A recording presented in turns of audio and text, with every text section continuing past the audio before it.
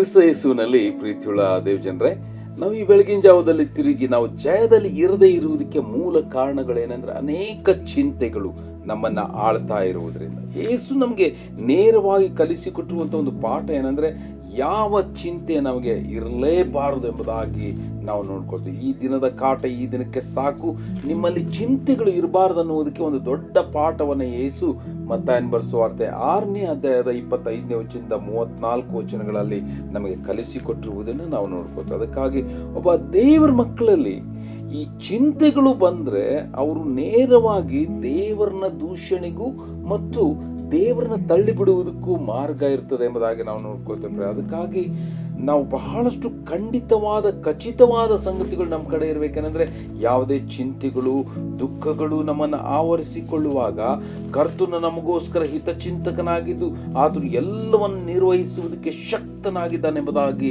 ನಾವು ತಿಳಿದುಕೊಳ್ಳುವವರಾಗಿರ್ಬೇಕು. ಜ್ಞಾನೋಕ್ತಿ 16ನೇ ಅಧ್ಯಾಯದ 1ನೇ ವಚನದಿಂದ ನಾವು ನೋಡುವಾಗ ಹೃದಯದ ಸಂಕಲ್ಪವು ಮನುಷ್ಯನ ವಶ, ತಕ್ಕ ಉತ್ತರ ಕೊಡುವ ಶಕ್ತಿ ಕರ್ತನಿಂದ ಆಗ್ತದೆ. ಮನುಷ್ಯನ ನಡತೆಯಲ್ಲ ಸ್ವಂತ ದೃಷ್ಟಿಗೆ ಶುದ್ಧ, ಕರ್ತನು ಅಂತರಂಗವನ್ನೇ ಪರೀಕ್ಷಿಸ್ತಾನೆ. ನಿನ್ನ ಕಾರ್ಯಭಾರವನ್ನ ಕರ್ತನಿಗೆ ವಹಿಸಿದ್ರೆ ನಿನ್ನ ಉದ್ದೇಶಗಳು ಸಫಲವಾಗ್ತದೆ. ಎಂಥ ಒಂದು ಕಾರ್ಯಭಾರಗಳಿರಲಿ, ಎಂಥ ಚಿಂತೆ ದುಃಖಗಳಿರಲಿ, ಅವುಗಳನ್ನ ಕರ್ತನು ನಿರ್ವಹಿಸುವುದಕ್ಕೆ ಶಕ್ತನೆಂಬುದನ್ನು ತಿಳ್ಕೊಂಡು ನಮ್ಮ ಎಲ್ಲ ಚಿಂತಾಭಾರವನ್ನು ಆತನ ಮೇಲೆ ಹಾಕುವವರಾಗಿರ್ಬೇಕು. ಕೀರ್ತನ 55ನೇ ಕೀರ್ತನೆ 22ನೇ ವಚನ, ನಿನ್ನ ಚಿಂತಾಭಾರವನ್ನು ಕರ್ತನ ಮೇಲೆ ಹಾಕು, ಆತನು ನಿನ್ನನ್ನು ಉದ್ಧಾರ ಮಾಡ್ತಾನೆ ಎಂಬುದಾಗಿ ಬರೆಯಲ್ಪಟ್ಟಿದೆ. ಎಷ್ಟೋ ಟೈಮ್ ನಾವು ಚಿಂತೆ ಮಾಡುವವರಾಗಿರುವಾಗ ನಾವು ದೇವರಿಗೆ ಸತ್ಯವಾಗಿ ದೇವರ ಜೊತೆಗೆ ನಡೆಯುವುದಕ್ಕಾಗುವುದಿಲ್ಲ. ನಮ್ಮಲ್ಲಿ ಜಯದ ಜೀವಿತನೇ ಇರುವುದಿಲ್ಲ. ಯಾಕಂದ್ರೆ ದೇವರ ಕೈ ಬಿಡುವಿಕೆ ಅಲ್ಲಿ ಇರ್ತದೆ. ನೀವು ಫಿಲಿಪ್ಪಿದವರು ಬರೆದ ಪತ್ರಕ್ಕೆ 4ನೇ ಅಧ್ಯಾಯದ 6ನೇ ವಚನದಲ್ಲಿ ನೋಡುವಾಗ, ಯಾವ ಸಂಬಂಧವಾಗಿ ಚಿಂತೆ ಮಾಡದೆ ಸರ್ವ ವಿಷಯಗಳಲ್ಲಿ ದೇವರ ಮುಂದೆ ಕೃತಜ್ಞತಾ ಸ್ತುತಿಯನ್ನ ಪ್ರಾರ್ಥನೆ ವಿಜ್ಞಾಪನೆಗಳನ್ನು ಮಾಡುತ್ತಾ ನಿಮ್ಗೆ ಬೇಕಾದದ್ದೆಲ್ಲವನ್ನ ತಿಳಿಯಪಡಿಸ್ರಿ. ಅವಾಗ ನಮ್ಮನ್ನ ಕಾಯುವಾತನು ನಮ್ಮ ತೂಕಡಿಸುವುದಿಲ್ಲ, ನಿದ್ರಿಸುವುದಿಲ್ಲ.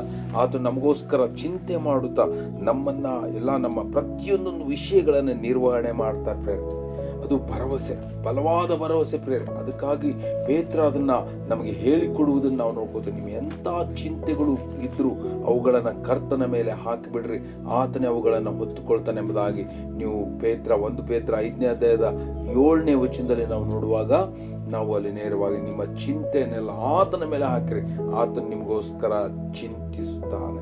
ಹಾಲೆಲೂಯಾ. ನಮಗೋಸ್ಕರ ಚಿಂತಿಸುವ ಕರ್ತನು ನಮಗೋಸ್ಕರ ಇದ್ದಾರೆ.